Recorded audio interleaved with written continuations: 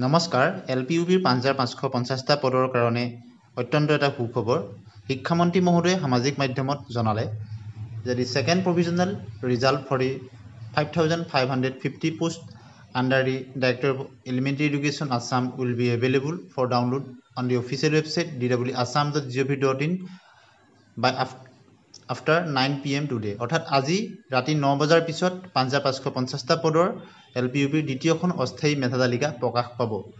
Candidates can access their results by logging in with their credentials তেওঁলোকৰ নিজৰ ক্ৰেডেঞ্চিয়েলৰ দ্বাৰা লগ ইন কৰিব পাৰিব।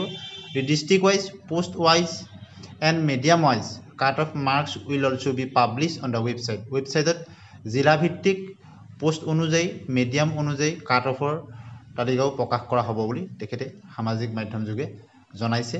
গতিকে পূৰ্বতে তেওঁ ঘোষণা কৰিছিল 25 অক্টোবৰৰ ভিতৰত প্ৰকাশ কৰা হ'ব বুলি কথামতেই কাম আজি 25 অক্টোবৰ ৰাতি 9 বজাৰ পিছত এলপিইউপিৰ ৫৫৫০টা পদৰ কাৰণে দ্বিতীয়খন অস্থায়ী মেধা তালিকা প্ৰকাশ পাব।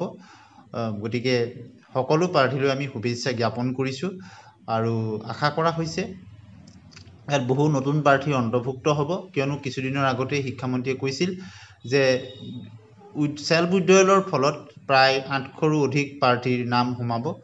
গতিকে সকলোলৈকে শুভেচ্ছা জ্ঞাপন কৰি ভিডিঅ'টো ইমানতে সামৰণি মাৰিছোঁ। ধন্যবাদ।